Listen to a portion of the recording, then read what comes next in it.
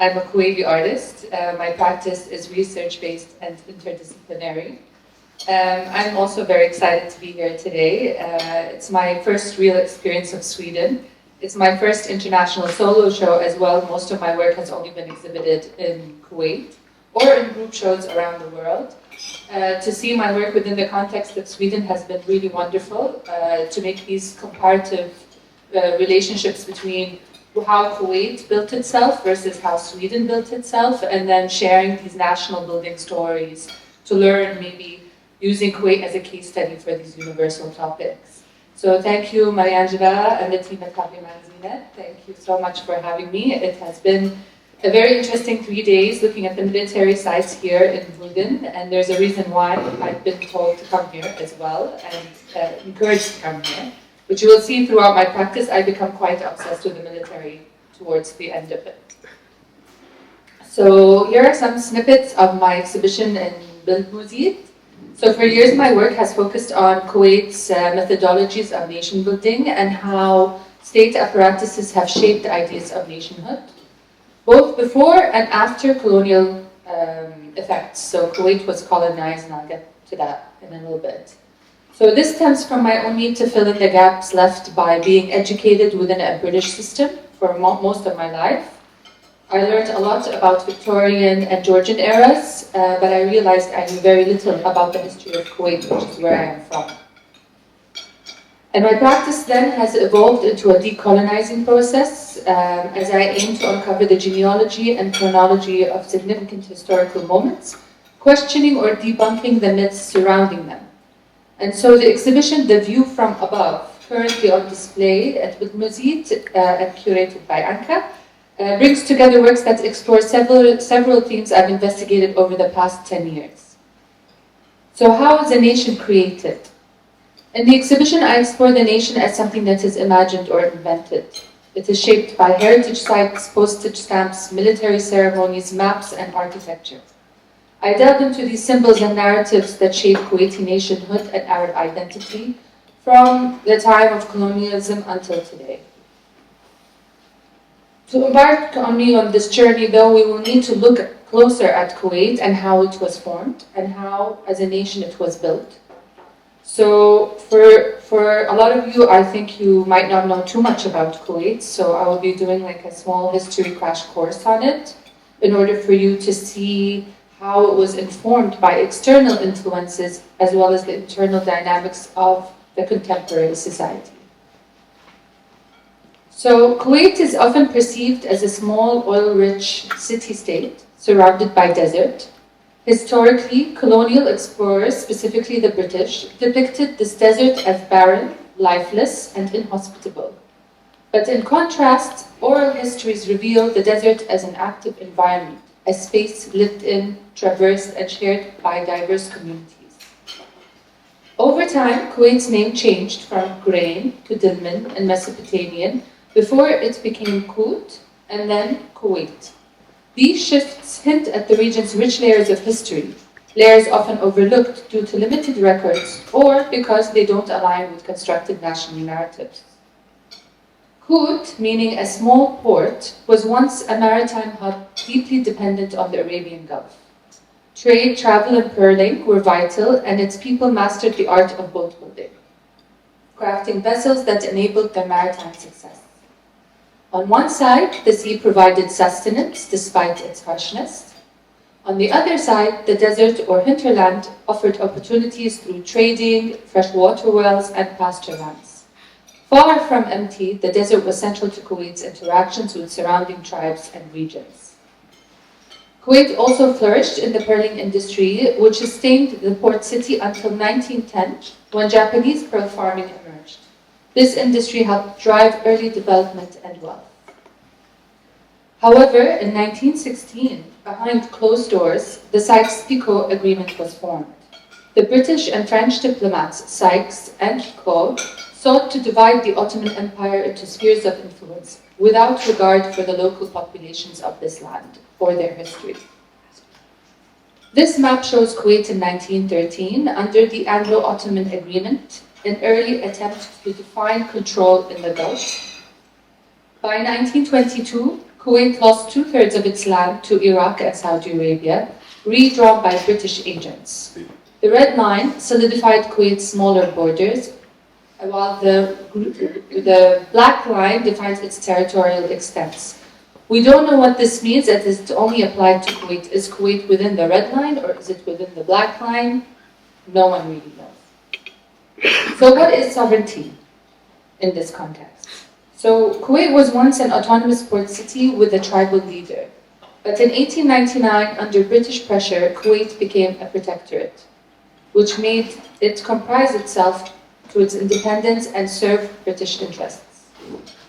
And what were those interests? Quite simply, oil.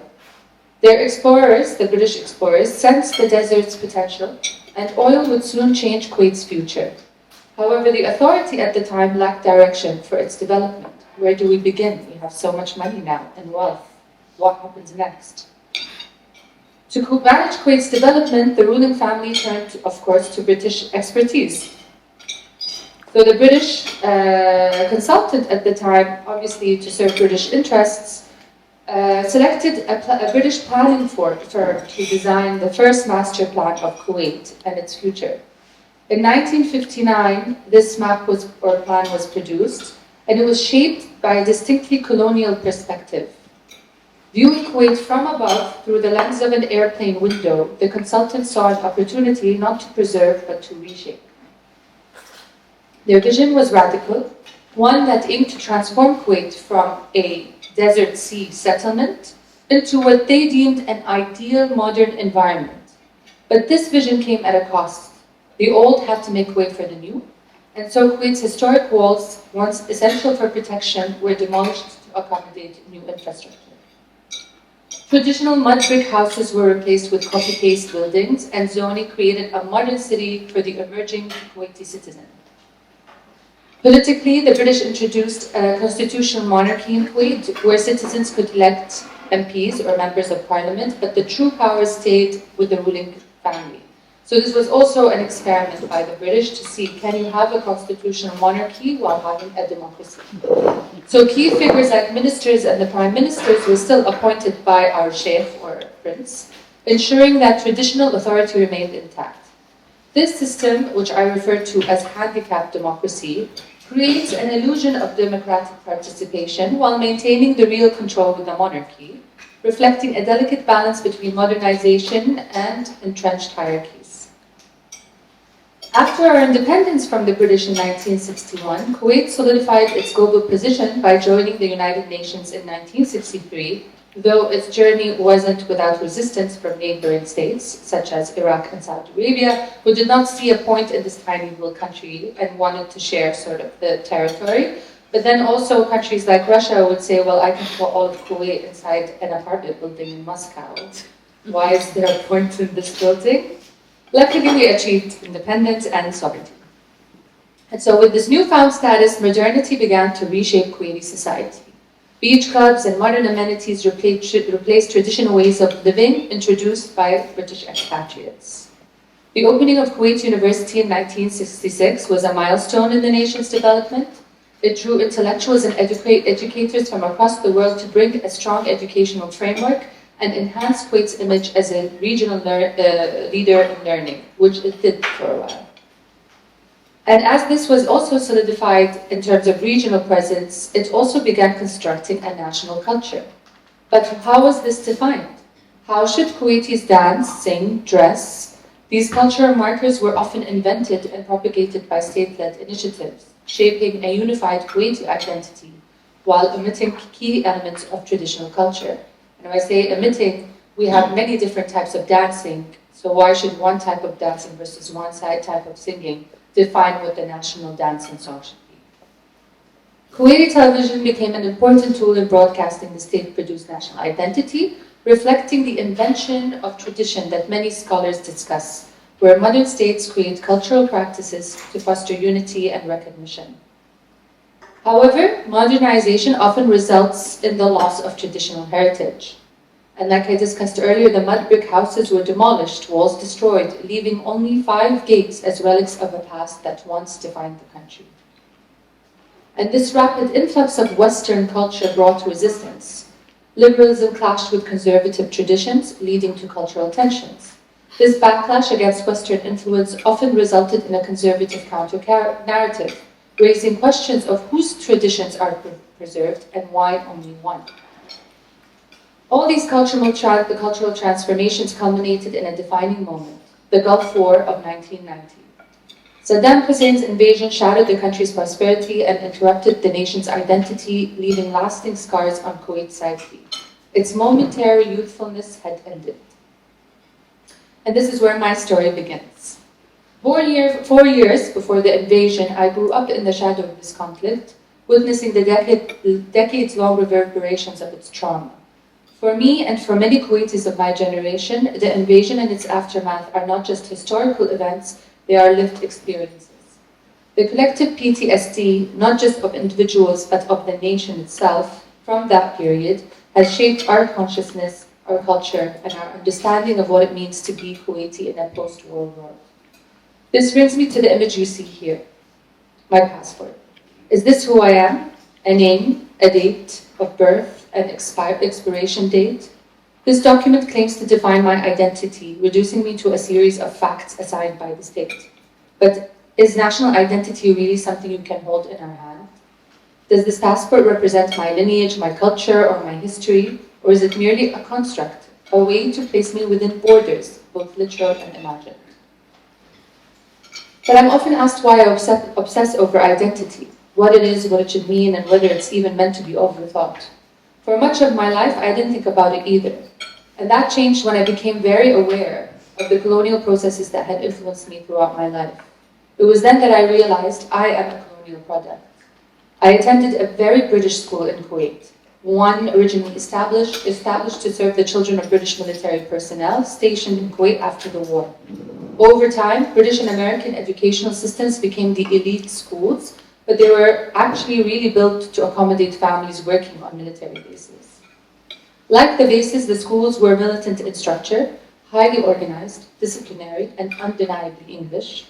I was one of only 4 Kuwaitis in my class at one point, and we were not allowed to speak Arabic, not in the classrooms, not in the hallways. At the time, I was unaware of this colonizing effect in this educational system, and I remember joining the Brownie Girl Scouts and proudly taking the oath, I promise to do my best, to do my duty to God, to serve my queen and my country, and to help other people and do a good deed every day. And for the longest time, I thought the Queen of England was the Queen of the world, and that our prince was working for the Queen. So, my ancestors played a crucial role in shaping my drive to decolonize myself. One particular significant figure is my great-great-grandfather on my mother's side, Talib al-Naqib, who was a prominent regional leader and staunch opponent of British interference. He fiercely resisted their influence over local governance in both Iraq and Kuwait, advocating for regional autonomy and the protection of local customs. The same man who drew the borders of Kuwait and Iraq invited him for tea. Remember the earlier map where the drawings were made? Only to exile him to Ceylon, which is Sri Lanka today. So his legacy of defiance runs deep within me, fueling my responsibility to question, challenge, and ultimately decolonize both my identity and my practice. This photograph shows my great-grandfather with the soon-to-be ruler of Kuwait and a British political agent in the middle. And they were all aboard a boat to London in 1919. It marks Kuwait's first official visit to the British Crown, and it was King George at the time. What's not visible in this image is that my great-grandfather wasn't originally from Kuwait, because there was no such thing as Kuwait. He migrated there to escape geopolitical tensions between the Ottomans and the British and to avoid military conscription. So this visit shaped not only his life, but also my own. His participation in this diplomatic mission reflects Kuwait's early complex interactions with British power, an experience that still informs my understanding of colonial legacies today.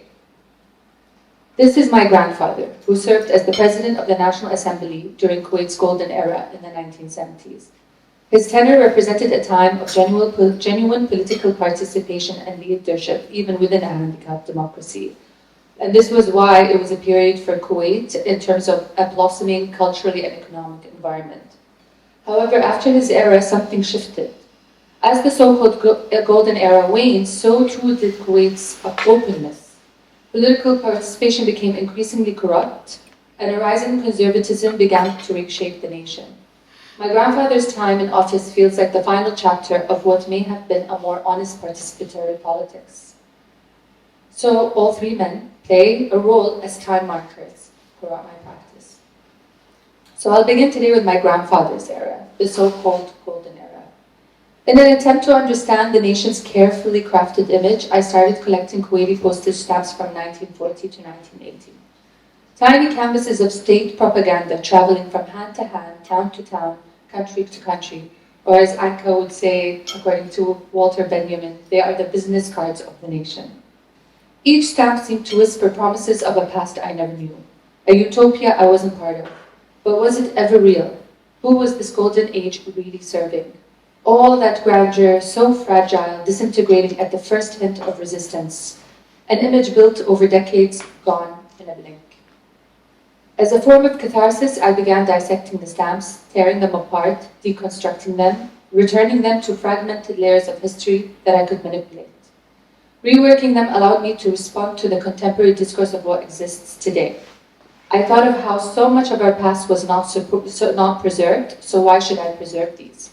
My act was subversive, almost like rebellious, a deliberate reminder and warning of past mistakes, false promises, and the need to uncover hidden truths.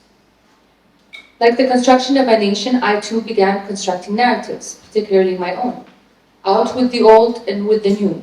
As I dismantled the stamps, I realized I was also dismantling inherited stories, false utopias, and fragmented identity. I was rewriting history through my own lens, confronting the past that had crumbled, replacing it with something more honest. This process became a reflection of both personal and national transformation, a reimagining of who I am and who we are beneath the layers of constructed myth. The newly constructed stamps represent both the past and the future. Each layer acts as a meta-symbol, a reassembly of history interwoven with performative acts of the present. The golden era? Perhaps it was a mirage, a lesson we had to learn the hard way. But that's okay, as long as we extract meaning from those mistakes. Maybe the true golden era is now. Maybe it lies not in looking backward, but in how we choose to move forward. My great-grandfather may not have lived through Kuwait's golden era, but he witnessed the rise of one of the world's most powerful institutions, the military. For 5 years, I explored how the military propagates national identity, as it is not only meant to protect, but also to instill pride and patriotism through its pageantry and spectacle. I questioned the genealogy of this institution. What I found was that it followed colonial models, not traditions rooted in our region. Kuwait, eager to modernize, embraced these colonial prescriptions even after gaining independence, often without realizing it. After World War I, the Bedouin population, or the nomadic population, became a valuable resource for Western powers, providing manpower for military operations and regional sheikhdoms fighting over territory. As British and French empires drew new borders, people like T.E. Lawrence or Lawrence of Arabia used Bedouin tribes to rebel against the Ottoman Turks, despite there being no formal nations in Arabia at the time. In a short time, these irregular tribal forces were transformed into soldiers, shaped by new military traditions imposed by the British. Colonial powers like the British had strategies to ensure that armies in non-Western countries remained out of politics, creating traditions that discouraged military involvement in government. So if you're in the military, you can't be part of politics. Here's John Glubb, known as Glubb Pasha, who led the Arab Legion starting in 1939. He formed something called the Desert Patrol, which was a unit made up entirely of Bedouins in Jordan. Glubb believed Bedouins were racially pure and superior to urban Arabs, reflecting a larger British strategy of divide and conquer, often practiced throughout the empire. Glubb also controlled the cultural and visual identity of this new Arab soldier. He designed the uniforms, trained soldiers on what they should see as tradition, and defined whom they should view as friends or foes.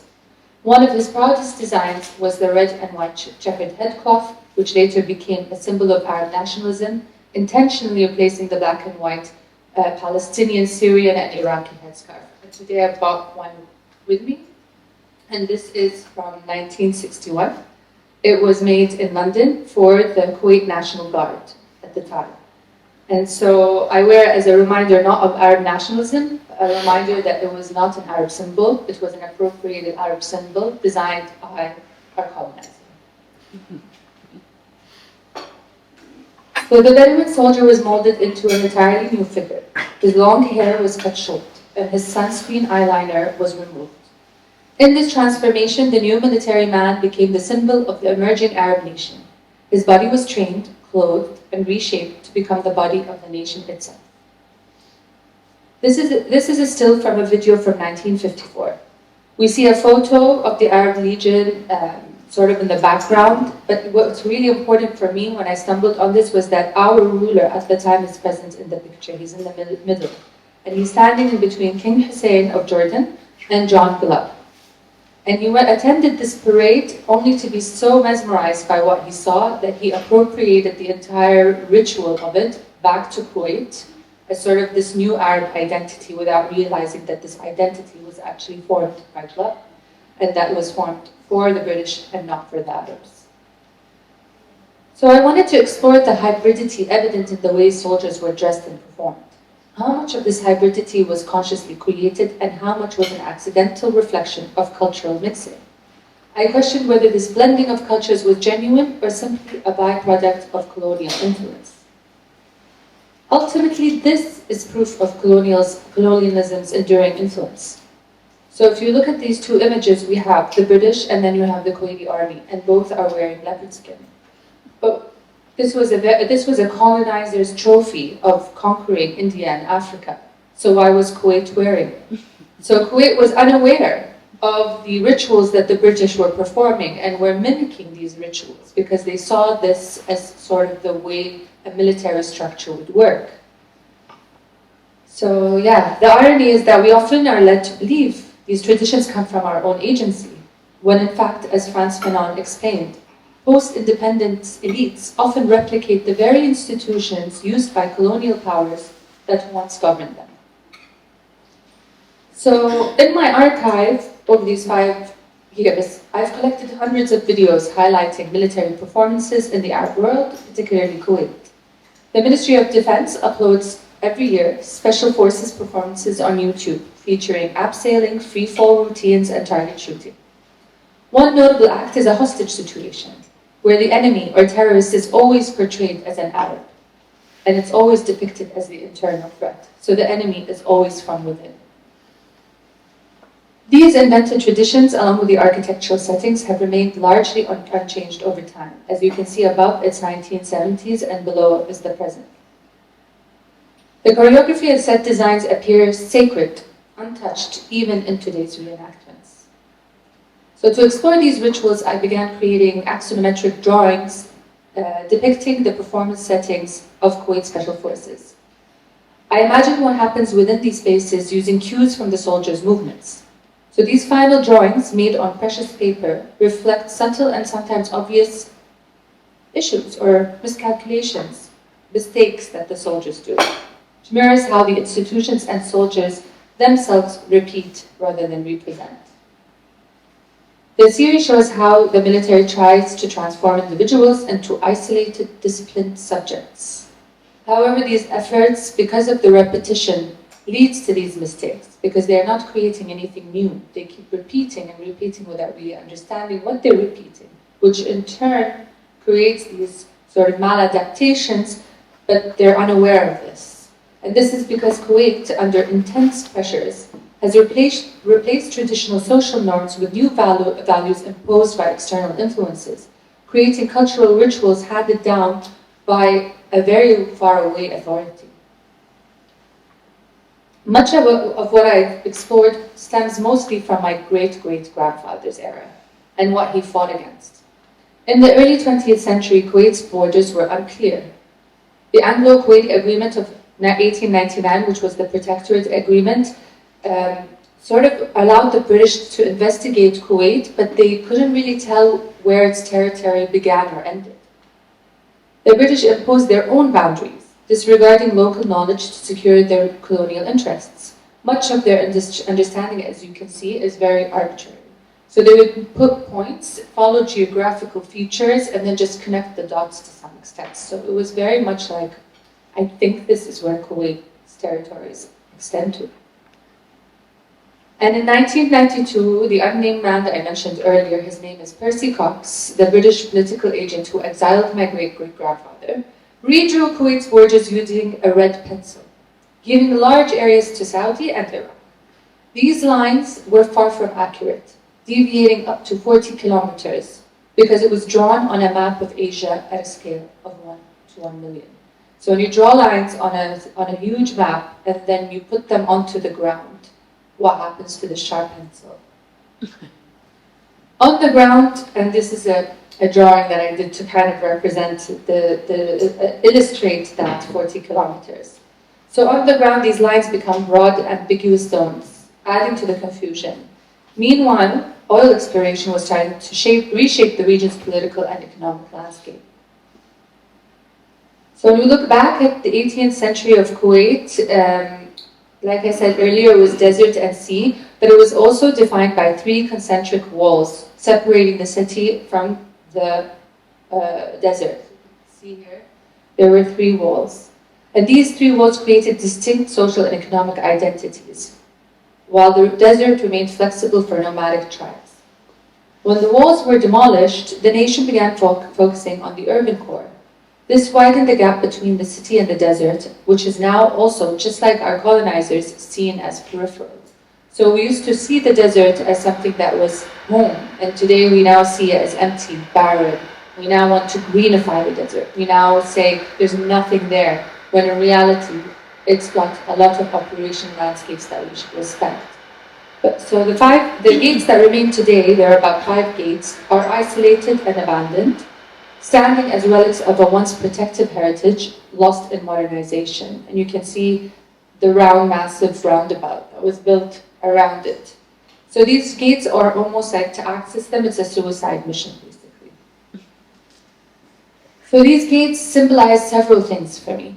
First, they represent the hazards of British mapping practices, not just on the macro scale, which is maps, but also on the urban level. Second, they show how the rush for modernization, especially during the Golden Era, and reliance on the British had lasting consequences. British disinterest in history beyond their borders became a legacy passed down to client states. They love their history, they even study history, but when it comes to others, it's fine to demolish, and the client state, i.e. Kuwait, inherits that mentality. And when the state realizes its mistakes, it struggles with preservation. So the gates we see today are vandalized remnants, simulations, or Disneyland props. To dismantle a culture, one simply needs to expose it to another, especially if the latter is perceived as superior. Colonialism has repeatedly shown that people, under conquest, begin to undermine their own traditions and adopt those of the colonizer. This erosion doesn't just destroy cultures, but sometimes entire peoples. Even when culture of similar value meet, they often adopt each other's superficial aspects, losing depth in the process. National culture, they say. What is it? It's a fusion, blending traditional heritage with the ambitions of modernization. It lives its past, present, and future simultaneously, weaving together territory, ancestry, religion, race, and language into a cohesive identity. And through this process, national identity is constructed, defined by both the weight of history and the aspirations of a modern state. But is this really how we define national identity? Is it truly a fusion of tradition and modernity? And if so, is it being applied equally? Whose race, whose religion, whose values shape this identity? Who has the authority to decide who gets preserved and what gets discarded? In my practice, these are the questions I constantly return to, seeking to unravel the contradictions, omissions, and power dynamics behind this carefully constructed narrative of identity. Thank you.